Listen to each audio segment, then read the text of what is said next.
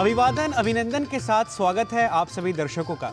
सुप्रभातम की वेला में आप सभी के लिए समर्पित है सादरम सस्नेहम च सुप्रभातम। और सुप्रभातम के एक और नए अंक को लेकर मैं हूं आपके साथ आज नीतीश भारद्वाज।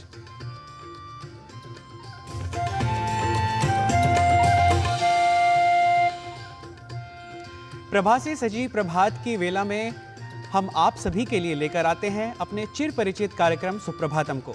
इस कार्यक्रम में होती है बात आज के पंचांग की, प्रेरणा से भरे 3 भाषाओं में लिखे एक विशेष सुभाषित की, और इसके बाद होती है एक विशेष प्रस्तुति भारतीय ज्ञान परंपरा से जुड़ी, और फिर स्वास्थ्य और योग के 2 विशेष प्रभाग। और साथ में आप हर दिन जुड़ते हैं संस्कृत की पाठशाला से, जहां आप परिचित होते हैं संस्कृत की विशेषताओं से, और संस्कृत प्रस्तुति के बाद आप समयानुसार देख लेते हैं एक प्रेरक वृत्त भी। पर अभी सबसे पहले आज की तिथि, वार और नक्षत्र को जानने का आ गया है समय, तो आइए देख लेते हैं अपने पहले प्रभाग को, यानी आज के पंचांग को। आज का पंचांग युगाब्द 5126, विक्रम संवत 2081, शक संवत 1946, दक्षिणायन, भाद्रपद मास, शुक्ल पक्ष, प्रतिपदा तिथि, बुधवार, उत्तरा फाल्गुनी नक्षत्र। आज का दिन मंगलमय हो। समय की पहचान या अभिज्ञान हो जाने के बाद भी हमें कई बार आयास या अधिक प्रयास करने की आवश्यकता अनुभूत होती है, और कई बार तो ऐसा भी लगता है कि हम आयास करते करते थक से गए हों। पर वह मनुष्य ही क्या जो तनिक धैर्य न रख सके, क्योंकि कहा भी गया है कि कोशिश करने वालों की हार नहीं होती। इसलिए हम हमेशा धैर्य को न त्यागते हुए उद्यम करते रहें, उद्यमशील बने रहें, और यही सीख हमें आज प्राप्त हो रही है अपने सुभाषित से, जो प्रस्तुत है अब आपके चिर परिचित 3 भाषाओं के साथ। अनुत्थाने ध्रुवो नाशः प्राप्तस्यानागतस्य च प्राप्यते फलमुत्थानात् लभते चार्थसम्पदम्।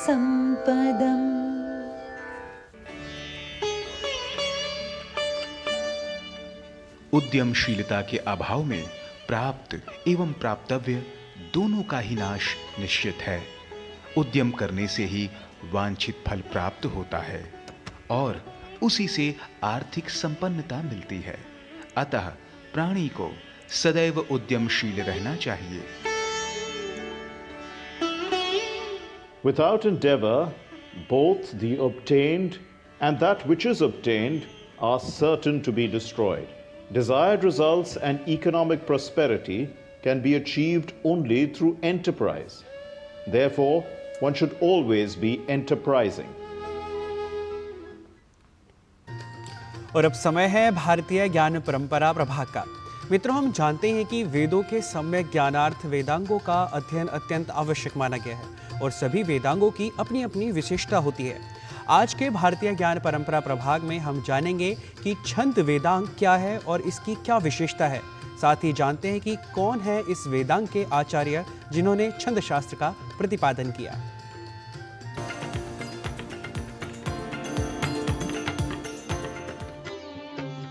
जो ग्रंथ अभीष्ट वस्तु की प्राप्ति और अनिष्ट वस्तु के परिहार के लिए अलौकिक उपाय को बतलाता है, वह वेद है। और वेदों के वास्तविक अर्थ के ज्ञान के लिए जिन साधनों की उपयोगिता अपेक्षित होती है, उन ग्रंथ को वेदांग कहते हैं। तैत्तिरीय भाष्य भूमिका में सायणाचार्य ने वेद शब्द को बताते हुए कहा है कि वेद के मूल पाठ व उच्चारण की शुद्धता बनाए रखने, उन्हें अपरिवर्तनीय बनाए रखने और उनके सम्यक ज्ञान की आवश्यकता हेतु वेदांग साहित्य का आविर्भाव हुआ। और आज हम बात कर रहे हैं प्रमुख वेदांगों में से एक छंद के विषय में। वैदिक और संस्कृत वाङ्मय में छंद शास्त्र का एक प्रमुख और महत्वपूर्ण स्थान है। छंद शास्त्र का सबसे पहला और अत्यंत महत्वपूर्ण ग्रंथ पिंगल मुनि प्रणीत छंद सूत्र है। अग्नि पुराण में पिंगल पद्धति पर आधारित छंद शास्त्र का पूर्ण विवरण भी प्राप्त होता है। छंद की गणना वेद के 6 अंगों में की जाती है। यह वेदांगों में 5वां अंग है।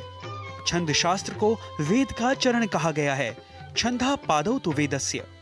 जिस प्रकार चरण विहीन व्यक्ति चल फिर नहीं सकता, उसी प्रकार छंद के बिना वेद या कोई भी काव्य शास्त्र गतिशील नहीं हो सकता। देवास्तानि तानि देवा देवास्तानि तानि धर्माणि धर्माणि तानि तानि धर्माणि धर्माणि। वेद मंत्रों के उच्चारण के लिए छंद ज्ञान की आवश्यकता होती है। इसके अभाव में मंत्रों का सम्यक उच्चारण संभव नहीं है। आचार्य कात्यायन कहते हैं कि बिना छंद, ऋषि एवं देवता के ज्ञान के द्वारा मंत्रों का अध्ययन अध्यापन निष्फल होता है। कात्यायन मुनि ने छंद शब्द की व्याख्या करते हुए ऋक् सर्वानुक्रमणि के आरंभ में लिखा है, यदक्षर परिमाणम तच्छंदः, अर्थात जो अक्षर का परिमाण है वह छंद है।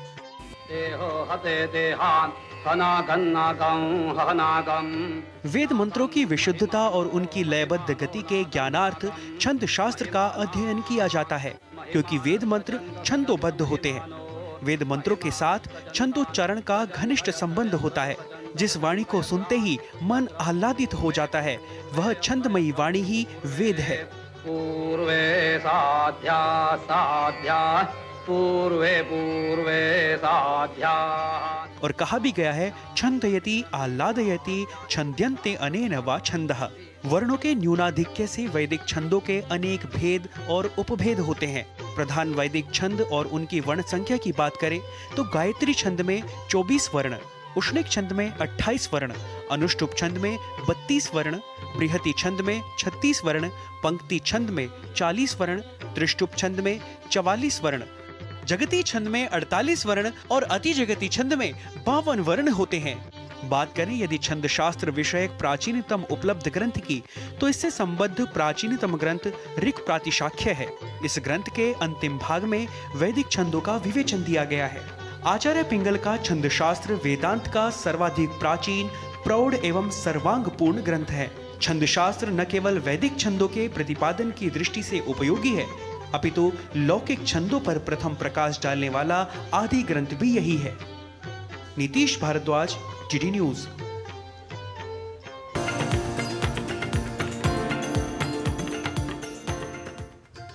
मित्रों, पोषण हमारे दैनिक जीवन में बहुत बड़ी भूमिका निभाता है। सही पोषण हमारे शारीरिक और मानसिक विकास के लिए अत्यंत आवश्यक होता है। आइए देखते हैं सही पोषण हमारे शरीर के लिए क्यों इतना आवश्यक है, हमारी सहयोगी किरण भारद्वाज की इस रिपोर्ट के माध्यम से।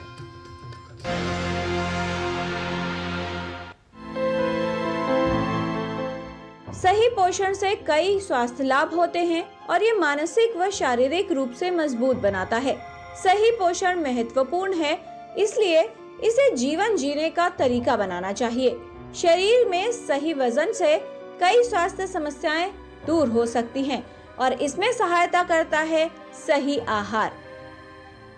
पहले जो घर का खाना होता था, चाहे वो सिंपल दाल चावल रोटी सब्जी फ्रूट्स मिल्क प्रोडक्ट्स ये सब लेते थे और वो इस चीज़ को इंश्योर करता था कि बाद में जाके जो इंडिविजुअल है वो फिज़िकली नहीं मेंटली भी हेल्दी होगा, क्योंकि हम सब जानते हैं कि मेंटल हेल्थ के लिए फिज़िकली हेल्दी होना भी बहुत बहुत ज़रूरी है। तो जो हम घर में खाना खाते हैं अगर वो बैलेंस्ड है तो उसमें वो सारी चीज़ें हमारे शरीर को मिल जाती हैं। और एक बात और कहना चाहूँगी कि जब हमारा आहार पौष्टिक नहीं होता तो जो हमारी इम्यूनिटी है वो भी कम हो जाती है। उम्र के साथ साथ शरीर में चय अपचय प्रक्रिया में परिवर्तन होते हैं। सही पोषण लेने से हमारा पाचन बेहतर बनता है, साथ ही प्रतिरक्षा प्रणाली भी मजबूत बनती है। सही पोषण मस्तिष्क की कार्यक्षमता को सुधारने में भी सहायक होता है।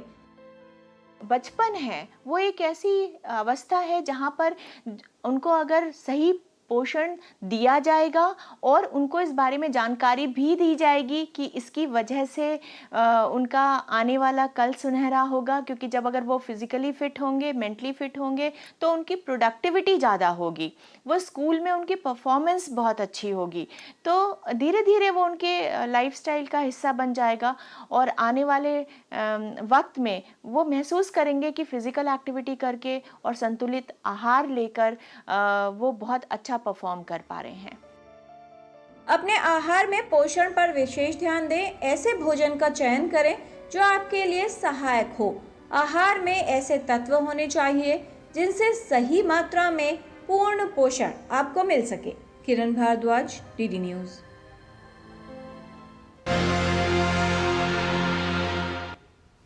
और कार्यक्रम में अब समय हुआ है एक अल्प विराम का। आप देखते रहिए डीडी न्यूज।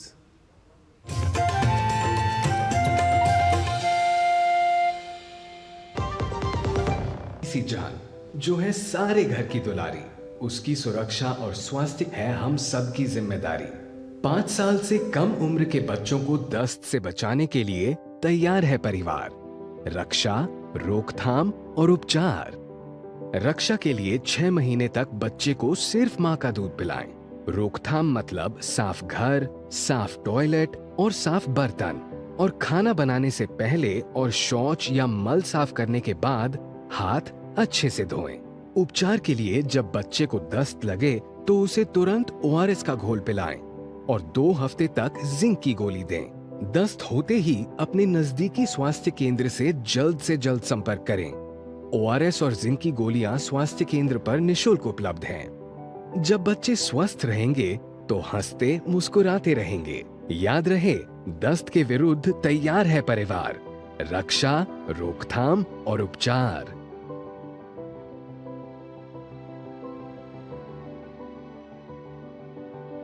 अधिक जानकारी के लिए आशा दीदी से संपर्क करें। स्वास्थ्य एवं परिवार कल्याण मंत्रालय द्वारा जनहित में जारी।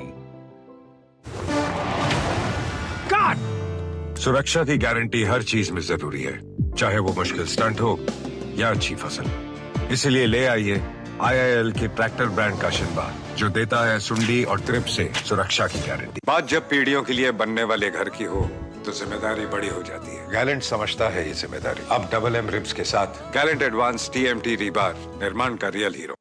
सोना सिर्फ गहना नहीं होता, कभी पुश्तैनी पहचान तो कभी प्यारी सी याद होती है। लाइफ में आगे बढ़ने के लिए उसी सोने से गोल्ड लोन लेने का फैसला समझदारी का होता है।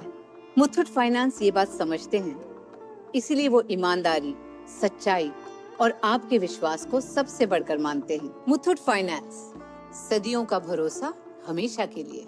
तो गोल्ड लोन के लिए कॉल करें 1-800-313-1212।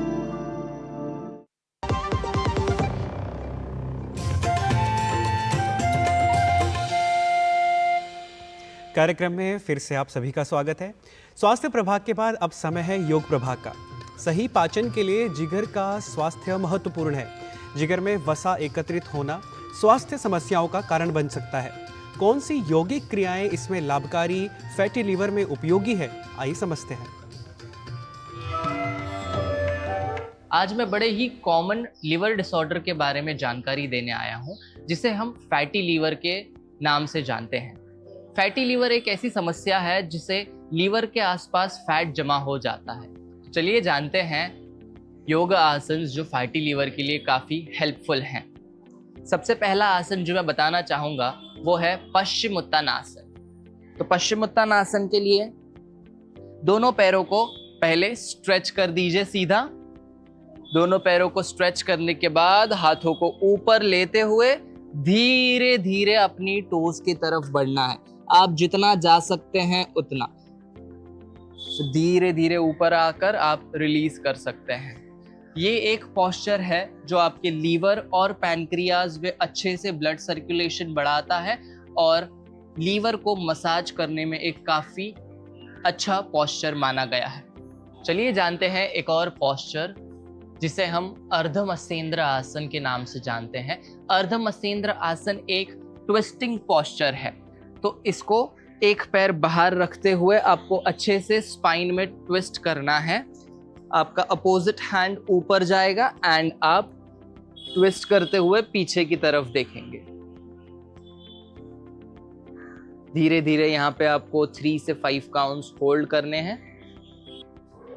इस पोस्चर को यहाँ से रिलीज करते हुए हम दूसरे साइड भी सेम थिंग करने की कोशिश करेंगे, जहाँ पे हम पहले नी बेंड कर लेंगे, दूसरा वाला नी पैर के बाहर जाएगा, द अपोजिट हैंड ऊपर एंड धीरे धीरे आप ट्विस्ट करते हुए पूरी तरीके से साइड में देखने की कोशिश करेंगे।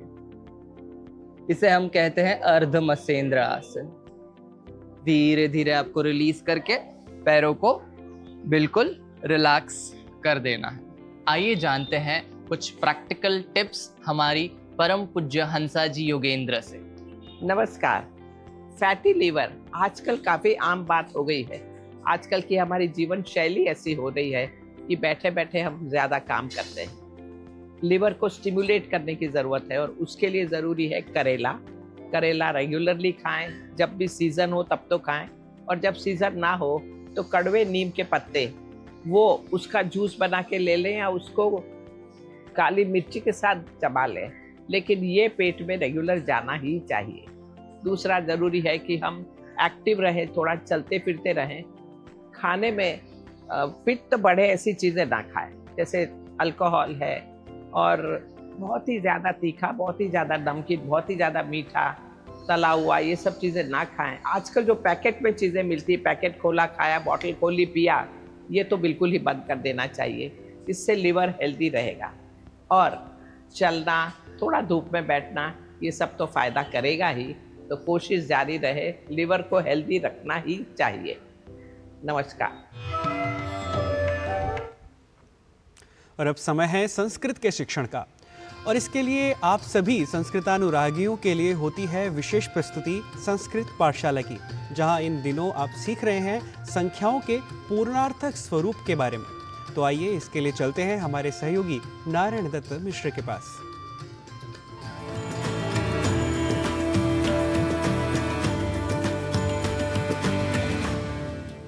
स्वागतमस्ति सर्वेषां संस्कृत पाठशालायां। नमस्कारः, अहमस्मि नारायण दत्त मिश्रः। तो आइए आज आरंभ करते हैं संस्कृत की पाठशाला का, जहां हम इन दिनों संख्याओं के स्वरूप का कर रहे हैं विशेष अभ्यास। बढ़ते हैं अगली संख्या अर्थात 8 की ओर। 8 की पूर्णार्थकता को हम हिंदी में कहा करते हैं आठवां या आठवीं। 8 को संस्कृत में कहते हैं अष्ट, और जब आठवां या आठवीं कहना हो तब हम कहेंगे अष्टमः और अष्टमी, यानी पुल्लिंग में जब कहना हो तब कहेंगे अष्टमः बालकः, जिसका अर्थ है 8वां लड़का। वैसे ही अष्टमः लेखकः अर्थात 8वां लेखक, और स्त्रीलिंग में अष्टमी बालिका अर्थात 8वीं लड़की, और ऐसे ही अष्टमी लेखिका अर्थात 8वीं लेखिका। ऐसे ही नपुंसक लिंग में कहेंगे अष्टमम भवनम अर्थात 8वां भवन या बिल्डिंग। ऐसे ही अष्टमम उद्यानम अर्थात 8वां बगीचा। अब बढ़ते हैं आगे संख्या 9 की ओर। इस संख्या के पूर्णार्थक शब्द हैं नौवां और नौवीं, जिसे संस्कृत में कहेंगे नवमः और नवमी, यानी पुल्लिंग में नवमः बालकः अर्थात 9वां लड़का, वैसे ही नवमः लेखकः अर्थात 9वां लेखक, तथा स्त्रीलिंग में नवमी बालिका अर्थात 9वीं लड़की, और ऐसे ही एक और उदाहरण नवमी लेखिका अर्थात 9वीं लेखिका। ऐसे ही नपुंसक लिंग में हम कहेंगे नवमम भवनम अर्थात 9वां भवन या बिल्डिंग। ऐसे ही नवमम उद्यानम 9वां बगीचा। और अब आज की हमारी अंतिम संख्या है 10, जिसे संस्कृत में कहते हैं दश। तो देखा आपने कितनी समानता है इन दोनों शब्दों में, हिंदी में 10 और संस्कृत में दश। तो चलिए अब जान लेते हैं संख्या 10 की पूर्णार्थकता को बताने वाले शब्दों के बारे में। 10 इस संख्या के पूर्णार्थक शब्द हैं 10वां और 10वीं, जिसे संस्कृत में कहेंगे दशमः और दशमी, यानी पुल्लिंग में दशमः बालकः जिसका अर्थ है 10वां लड़का, वैसे ही दशमः लेखकः अर्थात 10वां लेखक, तथा स्त्रीलिंग में दशमी बालिका अर्थात 10वीं लड़की। और ऐसे ही एक और उदाहरण दशमी लेखिका अर्थात 10वीं लेखिका। एक और प्रसिद्ध उदाहरण ले लेते हैं, विजया दशमी। जी हाँ, विजय देने वाली या विजय को समर्पित 10वीं या दशमी तिथि। ऐसे ही नपुंसक लिंग में कहेंगे दशमम भवनम अर्थात 10वां भवन या बिल्डिंग। ऐसे ही दशमम उद्यानम अर्थात 10वां बगीचा। तो आज आपने किया विशेष अभ्यास साधारण संस्कृत शब्दों और इन संख्याओं की पूर्णार्थकता को बताने वाले विशेष संस्कृत शब्दों के साथ। तो आप करते रहें संस्कृत का अभ्यास। हम पुनः लौटेंगे संख्याओं के इसी विशेष अभ्यास के साथ अगले अंक में। तावत् संस्कृतानुरागिभ्यः सकलेभ्यः मम नमः।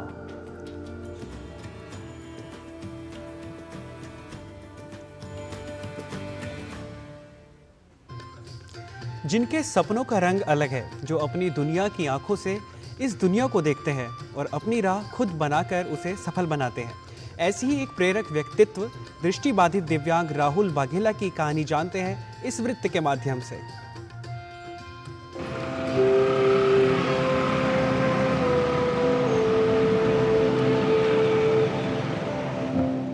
कहते हैं कि एक नेत्रहीन व्यक्ति वो देख सकता है जो आम व्यक्ति नहीं देख सकता।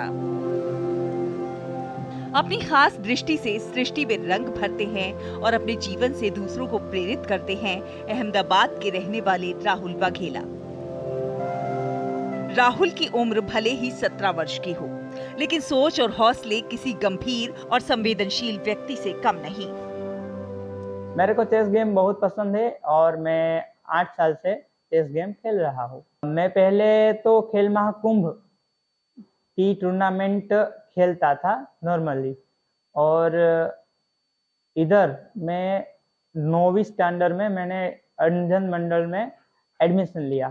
तो तब हमको प्रोफेशनली चेस सिखाने का शुरू किया गया, जिसमें हमको प्रज्ञेश सर सिखाते थे। तो इसमें हमने अच्छा परफॉर्मेंस दिया। 8 वर्ष की उम्र से चेस खेल में रुचि रखने वाले राहुल ने हर दिन इस खेल में अपना भविष्य बनाने की सोची। इनके माता पिता जामनगर में झाड़ू बनाने का काम करते हैं और उसी से अपने परिवार का गुजारा चलाते हैं। एक समय बाद राहुल अहमदाबाद के अंधजन मंडल में आए और यहीं से सफर शुरू हुआ उनके चेस चैंपियन का। जूनियर चेस में ब्लाइंड में हमारा राहुल वाघेला सिलेक्शन हुआ है, जो सितंबर 2024 में बेंगलोर में होने जा रहा है। तो राहुल वाघेला इसमें पार्टिसिपेट करेंगे इंडिया की ओर से। अपने स्पर्श को आंखें बनाकर इस खेल को राहुल काफी संयम के साथ खेलते हैं। कई स्टेट में जाकर अब तक 5 से अधिक बार चैंपियन बन चुके हैं और साथ ही साथ भारत में उनका क्रमांक 4 है।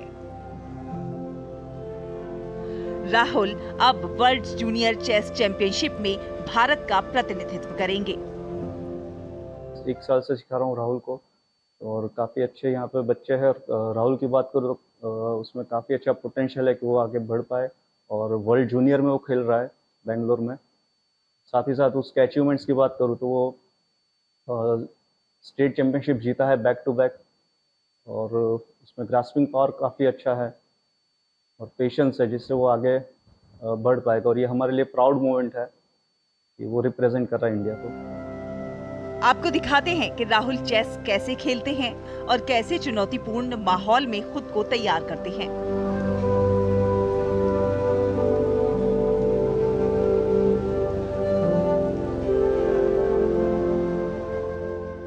चेस गेम इंटेलेक्चुअल गेम है, तो वो आपकी बुद्धिक क्षमताओं को इंक्रीज करेगा ही करेगा। और मैं बच्चों के लिए बोलूं तो अभी समस्या है कि बड़े लोग भी लॉजिकल माइंडसेट नहीं बना पा रहे हैं।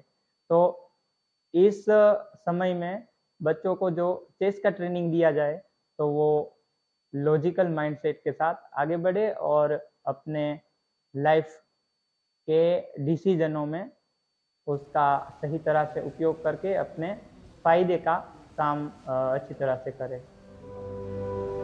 हौसले बुलंद हों तो कोई कार्य ऐसा नहीं जिसमें सफलता हासिल ना की जा सके। छोटी सी उम्र में बड़े मुकाम हासिल करने वाले दिव्यांग राहुल वाघेला इस समाज को प्रेरणा देते हैं। साथ ही साथ ये विश्वास भी दिलाते हैं कि कड़ी मेहनत और ईमानदारी का फल सफलता है। गुजरात से लक्ष्मण राजपूत के साथ सुमन बोराना की रिपोर्ट, डीडी न्यूज।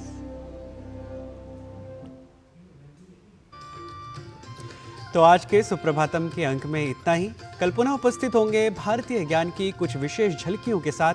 तब तक के लिए मुझे और हमारी पूरी टीम को दीजिए अनुमति। नमस्कार।